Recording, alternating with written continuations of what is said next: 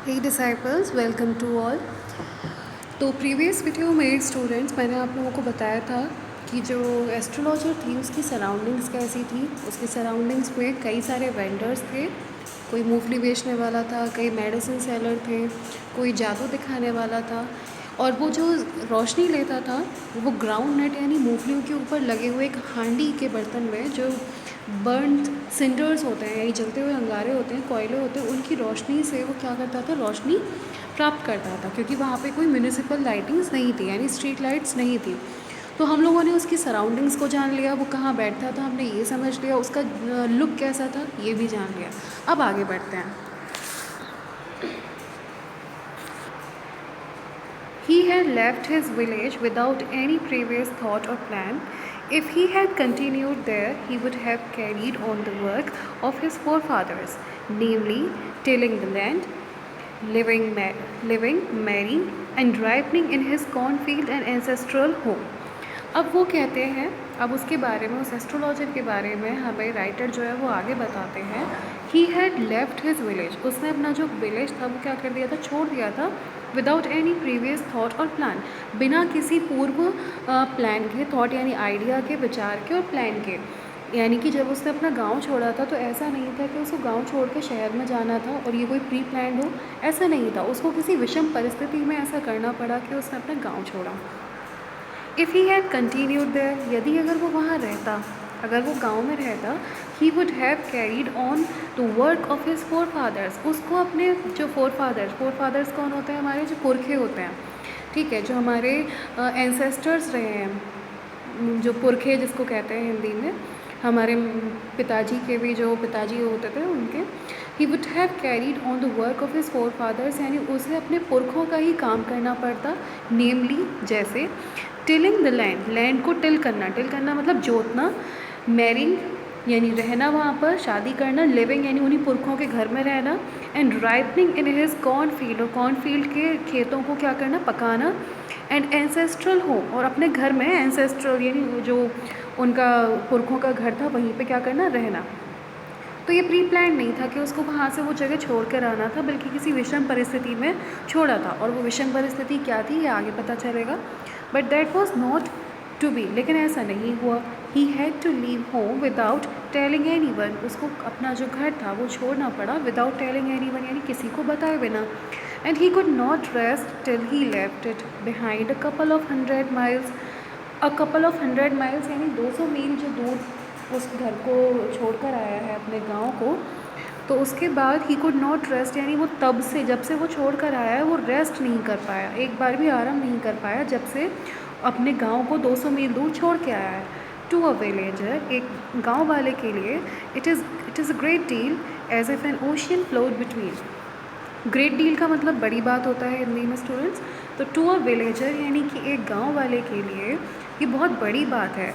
As if an ocean flowed between, क्योंकि ऐसा लगता था एक गांव वाले के लिए क्यों बड़ी बात है, क्योंकि ना तो उसके पास, भाई गांव वाले ज़्यादातर क्या होते हैं, उनके पास इतने सोर्स ऑफ अर्निंग नहीं होते हैं, तो उनके पास उतना पैसा नहीं होता है जिसके लिए उनके पास क्या हो कि कोई व्हीकल्स हो।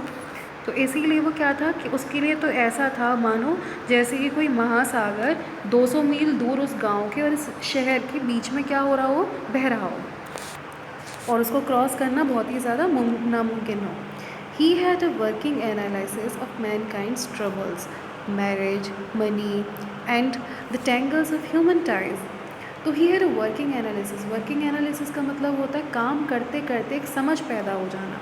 किसकी, मैनकाइंड ट्रबल्स की, यानी मैनकाइंड यानी इंसानों की, ट्रबल्स यानी परेशानियों की।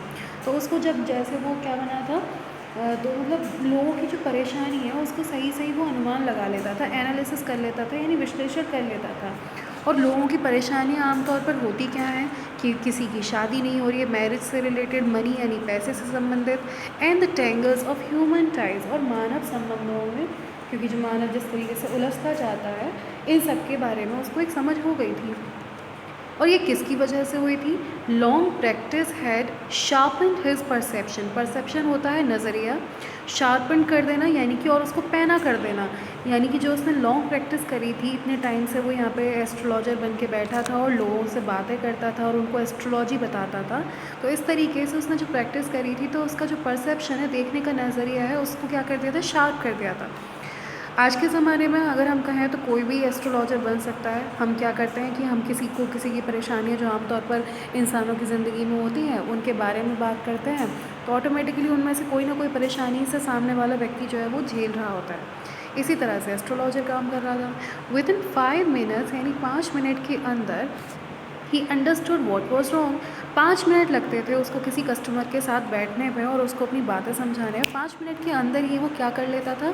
भांप लेता था, पता कर लेता था कि उसके साथ यानी कस्टमर के साथ क्या गलत हुआ है। ही चार्ज्ड 3 पाइज पर क्वेश्चन। 3 पैसे वो प्रति क्वेश्चन के क्या करता था? लेता था। जैसे आजकल अगर हम बात करें तो कुंडली देखने के लिए भाई कुछ लोग 50 रुपये मांगते हैं, कुछ 100 रुपये मांगते हैं, ऐसे ही वो पाइज 3 पाइज यानी 3 पैसा पर क्वेश्चन का लेता था। Never opened his mouth till the other had spoken for at least 10 minutes, which provided him with enough stuff for a dozen answers and advices. तो अब क्या होता है कि he charged 3 pies per question, 3 पैसे पर क्वेश्चन के लेता था, and never opened his mouth, और अपना जो मुंह है वो कभी खोलता नहीं था। जब तक, कब तक नहीं खोलता था? Till the other had spoken for at least 10 minutes, जब तक उसके सामने वाला 10 मिनट तक अपनी परेशानियों को ना बता दे। इसका मतलब तो भाई ऑब्वियस सी बात है, जब वो अपनी परेशानी खुद बता रहा है तो एस्ट्रोलॉजर का तो काम ही ख़त्म हो गया। वहाँ पे वो उस चीज़ को और मॉडरेट करके और है ना थोड़ा मैनिपुलेट करके चीज़ों को उसके सामने प्रस्तुत कर सकता है।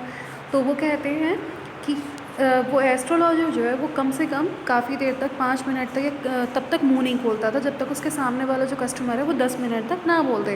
विच प्रोवाइडेड हिम इनफ स्टफ़, जो कि उसको क्या कर देता था? एस्ट्रोलॉजर को इनफ स्टफ़, इनफ चीज़ प्रोवाइड कर देता था for a dozen answers and advices, कि वो क्या दे सके? डज़न यानी एक, कम से कम 1 दर्जन के करीब एडवाइसेस दे सके, आंसर दे सके।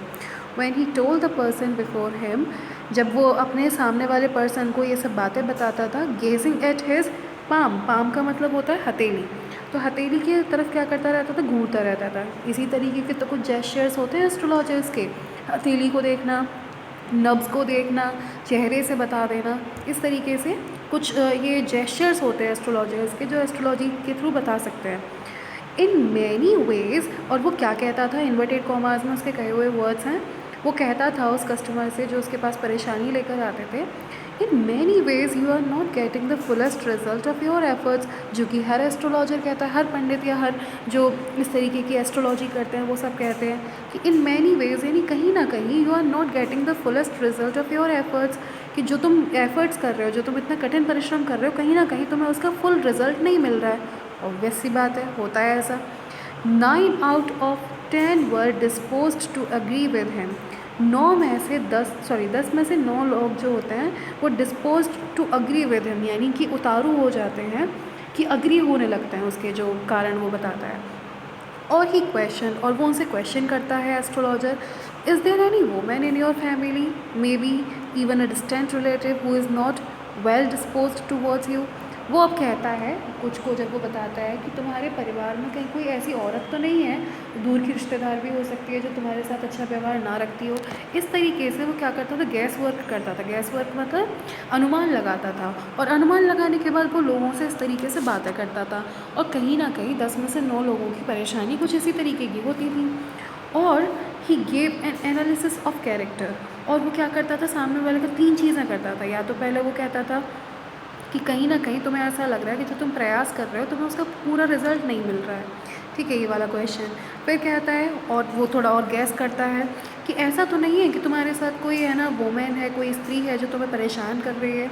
और he gave an analysis of character, और किसी इंसान के कैरेक्टर का वो विश्लेषण करता है, तो वो कहता है उससे कि most of your troubles are due to your nature, कहीं ऐसा तो नहीं है कि तुम्हारी जितनी भी परेशानियाँ हैं वो तुम्हारे नेचर के कारण हो।